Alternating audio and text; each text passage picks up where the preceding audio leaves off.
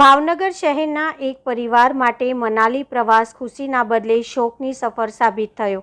ઘોંઘા circle નજીક છાપરૂ સોસાયટીમાં રહેતા લલિતભાઈ ફતનાની તેમના પરિવાર સાથે હિમાચલ પ્રદેશના મનાલી પ્રવાસે ગયા ત્યારે તેમનું વાહન ઊંડી ખાઈમાં ખાબકતા ભયાનક અકસ્માત સર્જાયો હતો।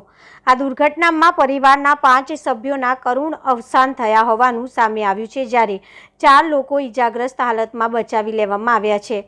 સમગ્ર ભાવનગર શહેર અને સિંધુ સમાજમાં શોકની લાગણી ફેલાઈ ગઈ છે।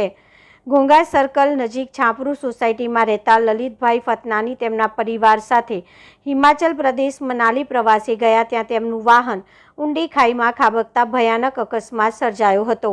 આ દુર્ઘટનામાં પરિવારના 5 સભ્યોના કરુણ અવસાન થયા હોવાનું સામે આવ્યું છે, જ્યારે 4 લોકો ઈજાગ્રસ્ત પહોંચતા નજીકની હોસ્પિટલ ખાતે સારવાર માટે રાખવામાં આવ્યા છે। ભાવનગરમાં એસ્ટેટ બ્રોકરનો વ્યવસાય કરતા લલિતભાઈ ફતનાની તેમના પત્ની, દીકરા, પુત્રવધુ, દીકરી, જમાઈ અને બાળકો સહિત કુલ 9 સભ્યો સાથે તારીખ 4 મેના રોજ અમદાવાદથી ફ્લાઇટ મારફતે મનાલી પ્રવાસી ગયા હતા। પ્રવાસ દરમિયાન મનાલી બેલા માર્ગ પર હિમાચલ પ્રદેશના ચંબા જિલ્લામાં આવેલા 28 નંબરના હાઈવે નજીક તેમનું વાહન અચાનક ખાઈમાં ખાબક્યું હતું। અકસ્માત એટલો ગંભીર હતો કે ઘટના સ્થળે જ પરિવારના 5 સભ્યોના મોત થયા હોવાનું જાણવા મળી રહ્યું છે।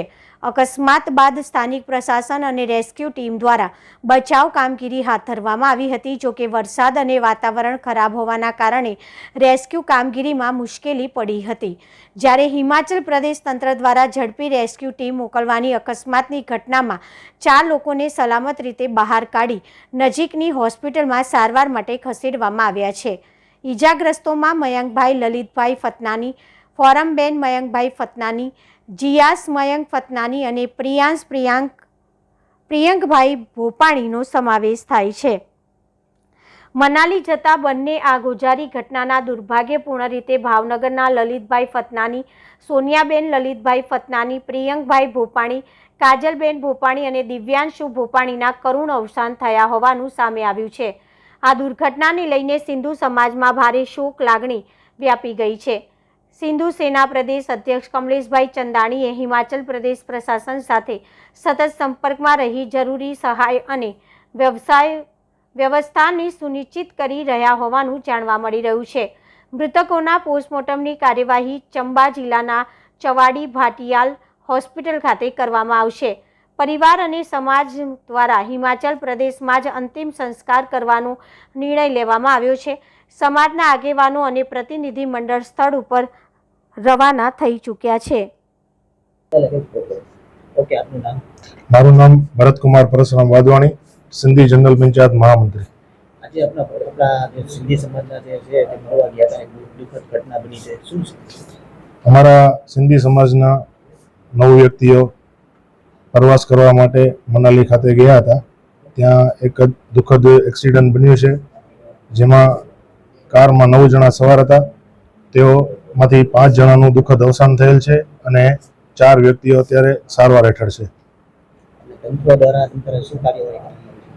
કેબિનેટ મંત્રી અને અમારા લોકલાડીલા સાંસદ શ્રી નીમુબેન બાંભણિયા સાથે સમાજ સાથે સતત સંપર્કમાં છે અને તેઓની પૂર્ણ મદદરૂપ બની રહ્યા છે અને ત્યાંની જે પણ વ્યવસ્થા છે તેમના કાર્યકર્તાઓ દ્વારા ત્યાં અમારા સમાજના 4 જણા જે ગયેલ છે એમની સાથે સતત સંપર્ક કરીને તંત્રની સાથે રહીને ત્યાં અમને મદદરૂપ થયેલા છે। 5 જણાની દુઃખદ અવસાન થયેલ છે અને 4 જણા અત્યારે સારવાર હેઠળ છે।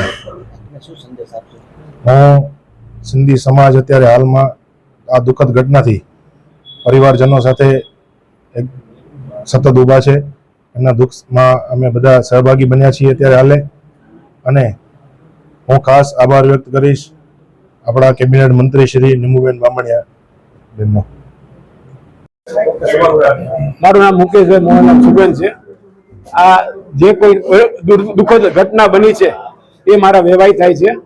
લલિતભાઈ તેમજ તેમના ઘરના સોનાબેન, તેમના સન મયંકભાઈ, તેમના ઘરવાળા ફોરમબેન, તેના જમાઈ પ્રિયાંકભાઈ તેમજ કાજલબેન અને તેના 2 બાળકો, આ બધા 9 જણ ફરવા ગયેલા અને ત્યાંથી મનાલીથી ડેલહાઉસી જતા તે લોકોને રસ્તામાં અકસ્માત થતા બસ વાહન ખાઈમાં ખાબકતા તે લોકો આમાંથી 5 જણનું દુઃખદ અવસાન થયેલ છે, જેમાં લલિતભાઈ, સોનાબેન તેમજ તેના જમાઈ પ્રિયાંકભાઈ, કાજલબેન અને એમનું એક બાળક જે દુઃખદ અવસાન થયેલ છે. બાકી બધા 4 જણ જે બચી ગયેલ તેમાં મયંકભાઈ, લલિતભાઈના સન, તેમાં પુત્રવધુ ફોરમબેન અને એનું બાળક તેમજ પ્રિયાંકભાઈનું એક બાળક એ બચી ગયેલ છે અને તે તમામ દવાખાનાની મનાલીના દવાખાનામાં સારવારમાં છે અને તંત્ર તરફથી અમને ખૂબ જ સપોર્ટ મળેલ છે. અમારા સિંધી સમાજના બધા વડીલ આગેવાનો બધા અમને ખૂબ જ મદદરૂપ થયા છે અને બધા અમારી સાથે ઊભા છે. અમારા આવા દુઃખદ સમયે અમને બહુ હિંમત આપી છે. ખૂબ ખૂબ આભાર. હિમાચલ પ્રદેશમાં જે આજ સવારે ઘટના બની જેમાં 5 લોકોના મૃત્યુ થયા અને 4 લોકો સારવાર હેઠળ છે, તો અત્યારે સમાજે એક નિર્ણય લીધું છે કે 1700 કિલોમીટર દૂર હોવાથી સમાજ અને પરિવારના લોકોએ નિર્ણય લીધું છે કે તેનો અંતિમ સંસ્કાર છે તે હિમાચલ પ્રદેશમાં જ કરવામાં આવે. એટલે સ્થાનિક તંત્ર દ્વારા અત્યારે પોસ્ટમોર્ટમ અને કાનૂની કાર્યવાહીની શરૂ કરી દેવામાં આવેલ છે. અમારું સમાજનું એક પ્રતિનિધિ મંડળ અહીંયાથી નીકળી ગયો છે અને સાંજ સુધી સ્થળે પહોંચી જશે. આ તમામ સવારના 4 વાગ્યાથી ઘટનાક્રમ ચાલુ છે અને 4 વાગ્યાથી લઈને 6 વાગ્યા સુધી હું પોતે સંપર્કમાં રહ્યો અને 6 વાગ્યા પછી મેં આપણા વિસ્તારના ધારાસભ્ય શ્રીમતી સેજલબેન પંડ્યા, રાજુભાઈ પંડ્યા સાથે સંપર્ક કર્યો. ત્યાંથી આપણા ગુજરાતના મુખ્યમંત્રી ભૂપેન્દ્રભાઈ પટેલ CMO ઓફિસથી હિમાચલ પ્રદેશમાં પણ સંપર્ક થયો અને ડિઝાસ્ટર મેનેજમેન્ટ ટીમે ખૂબ સાથ સહકાર આપ્યો. આપણા કેન્દ્રીય મંત્રી માનનીય મનસુખભાઈ માંડવિયાજીની ટીમ પણ સતત 6 વાગ્યાથી લઈને મારા સંપર્કમાં હતી. ધારાસભ્યશ્રી પણ ખૂબ એક્ટિવ રીતે આમાં કામ કરેલું.